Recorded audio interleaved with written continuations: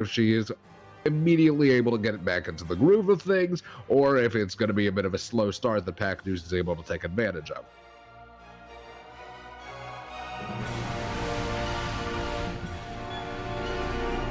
See me.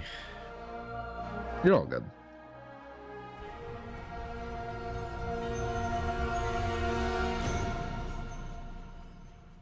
So we're just waiting for. So we're just waiting for the for these two to win or not win. Go at it. Yep. Also, I have a question. Since we're waiting, this is a little bit off topic, but I don't know. Do you guys watch WWE or keeping track with them? Who? With the WWE.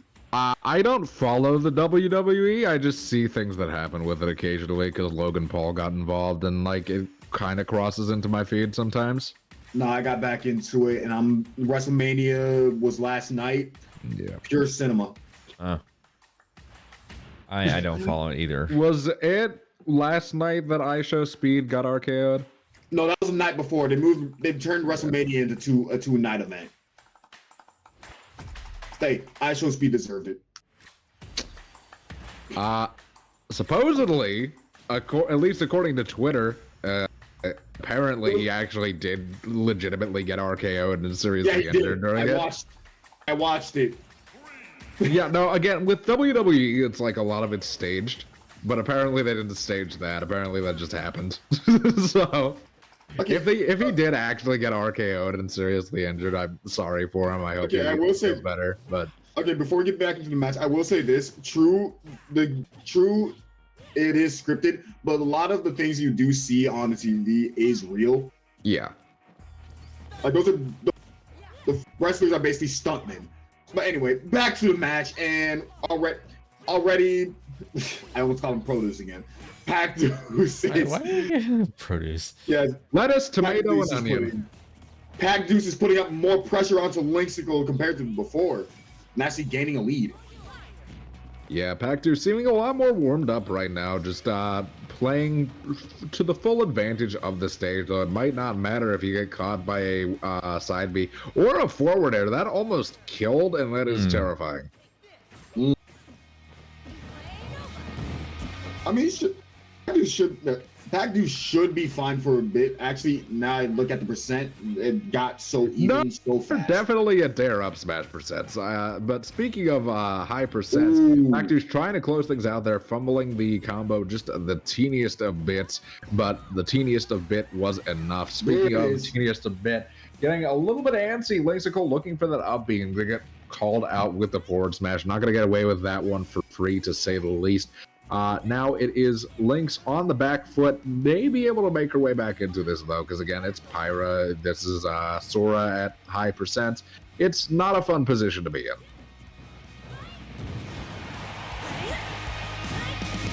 So, at least, I was going to say, so far... Oh. Nah, you got it, Devin. You got it. Yeah, they got the stage control right now. And PACDUECE is... Wow, yeah, the foresight. Holy crap. What a foresight. I would have popped off if it wasn't for the fact I just dropped a whole roll of duct tape on my nuts. Why are you even in possession of duct tape right now? What do you possibly need duct tape for? Are you trying to patch this set back together? Like, is it falling apart? Oh my gosh. Well, I'm about to do my own patch notes. Yeah, live nerfs for Sora, apparently, because PACDUECE on a roll at the moment, pivoting right back into this with a very smooth transition that is definitely not forced in the slightest. PACDUECE currently up a pretty solid percent. Lynx managing to make her way back into things. Does that cover the whole platform? I wouldn't be surprised if it does. Yeah, Bruce, it might. I am not sure 100%, but I would not be surprised if it just covers everything. Regardless, it is still PACDUECE in the lead, in spite of that potent up smash to close that stock out. PACDUECE in a very comfortable lead, just needing like one or two good hits. Though, again, this is Pyra you're dealing with. You got to watch out for basically breathing the wrong way. Case in point. What the hell? Why? Why does she need that? Why does she need to be able to kill you at, what was that, like 50? God, Lynx, please. Lynx just wants to end things quick. Lynx just wants his win and to dip. A promising comeback from Lynxical to close out game number 1. That is, oh my lord. God, the worst part is PACDUECE is rocking the white alt, so like God knows the char mark. At me. Yeah. No, the worst part is he's rocking the white alt, so God knows the char marks from the Pyra's sword is leaving one hell of a stain. Like, brother, you better have some strong ass bleach. Or maybe, now hear me out, it might look cooler. Honestly, battle wounds? Okay. We ball. Yeah. I think the best solution there to have Ludwig is to go to a Discord server like the Junior Cord, who has really good expertise on using Bowser Jr. I can't really give very good advice with Bowser Jr., but you can get some pretty good tips. Sometimes it's just a little bit out of your control. You made a couple of it happens to the best of us. You go game 5 and you lose out. It's not worth beating yourself up over. You've still performed extremely well. You performed ahead of your seed, and that's like the biggest takeaway here. Yeah, and heck, I've seen Lynx, like when first time I saw Lynx playing this tournament. Hold on, I gotta take a phone call. Okay, yeah, she was like, oh, yeah, I'm like in a not really a similar position, but she was in kind of sort of a similar position. It's kind of foggy in my mind, but it took her a while to win. Like, how much has it been? I think it's been like 5 Team Ultra Sundown tournaments in a row.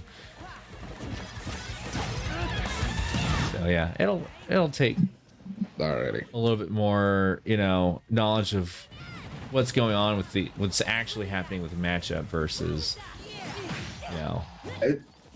Sometimes it's just mental. Again, it's worth not beating yourself up over it. If you want to look at it objectively, VOD review is an excellent tool. Yeah. Call out where you were mashing, where you shouldn't have gone in, where you should have gone in. Just apply that to your game. Improvements aren't going to come overnight, but shit happens. Regardless, back to the set at hand. Right now...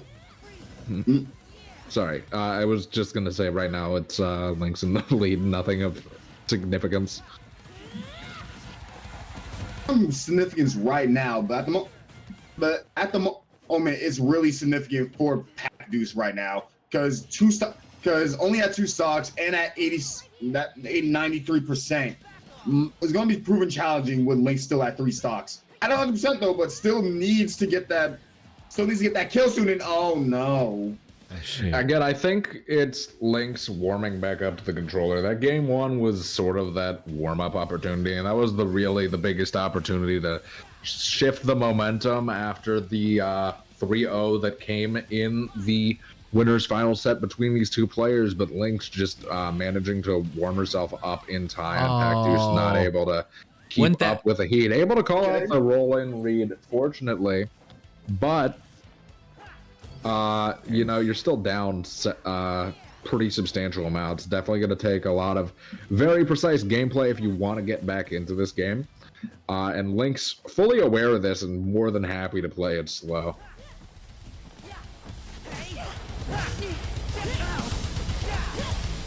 Honestly, yeah, I got I got nothing. PACDUECE needs to pull something out of nowhere like now. Well, I mean, right now he's doing a pretty solid job. Like, if you're on the path to make a comeback, this is definitely how you start. Doing a really good job of getting damage on here and just kind of calling out Lynx's attempts to capitalize on his aggression. Right now, again, you're stuck under the stage, manages to make it back, trying to counter the up B, but again, that thing has a non-existent hitbox when it comes to going, which makes it really awkward to counter. Again, I like the idea there, but it's one of those weird things with Pyro and Mythra where it's counterplay, things that normally have counterplay, ultimately resulting in the counterplay changing. Like, one of the big things people encourage against Pyra/Mythra players is to call out up Bs more often because it doesn't have a rising hitbox. And, like, yeah, that's great. It makes it really easy to hit with normal moves, but because it doesn't have a rising hitbox, it also means it isn't prone to being countered on the way up, which is kind of causes that other counterplay method to crumble a little bit. At least at the moment, it is 2-0 for Lynxical. PACDUECE is going to need to pull himself together a little bit here if he wants to manage to get himself on the board, but it looks like Lynx is locked in once again and is looking primed to continue her dominant run through this bracket. It is game 3, though, and again, it's Smash. Anything can happen. PACDUECE is an exceptionally talented player, to say the very least, and more than capable of pulling things together if needed. We're on Town and City right now, which I feel like, honestly, is probably a pretty evenly good pick for both of these players. I think it's really going to be a question of who's able to get more juggle scenarios together, and it's going to be a matter of PACDUECE managing to make his way over to ledge as quickly as possible to get out of the blender when stuck above Pyro and Mythra.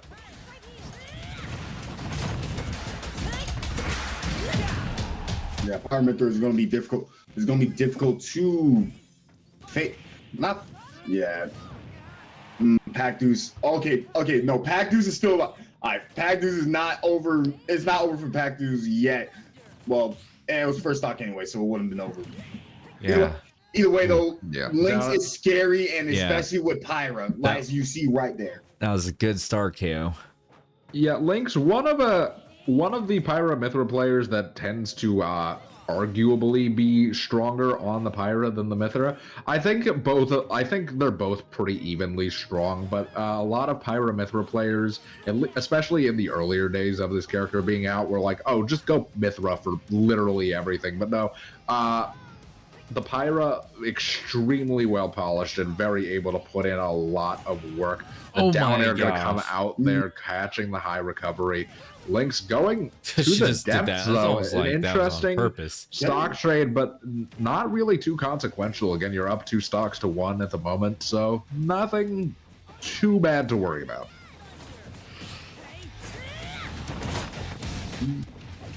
Yeah, and go ahead.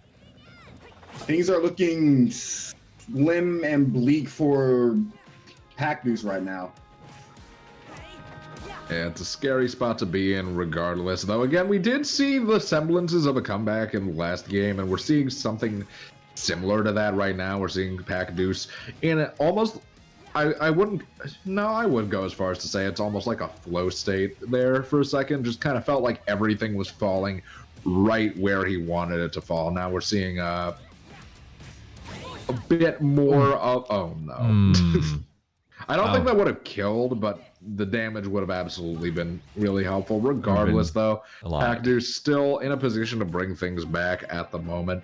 Not going to be able to find the Thundaga just there. And if you can find the stock here, honestly, it's super doable. Like that. Right on cue. PACDUECE in a position to turn this around and take it home. Again, 60%, not too terrible of a deficit. Just be very careful by the ledge, because God knows Pyra commits war crimes on this stage. Case in point, I love that too, baiting out the air dodge with the empty hop for the up air and then calling it out with the forward air. Not quite gonna kill just yet, giving PACDUECE yet another opportunity to claw their way back into this game, which, I mean, with Rage definitely is going to make it brutal. Now, PACDUECE definitely has to play it cautious, though. You don't want to overcommit against Pyra. It's a Very, very dangerous game to play. Getting caught by the Flaming Edge. Not going to kill just yet either. PACDUECE still alive, just barely, but barely absolutely counts. Barely, absolutely. And that jab KO. Ooh, man.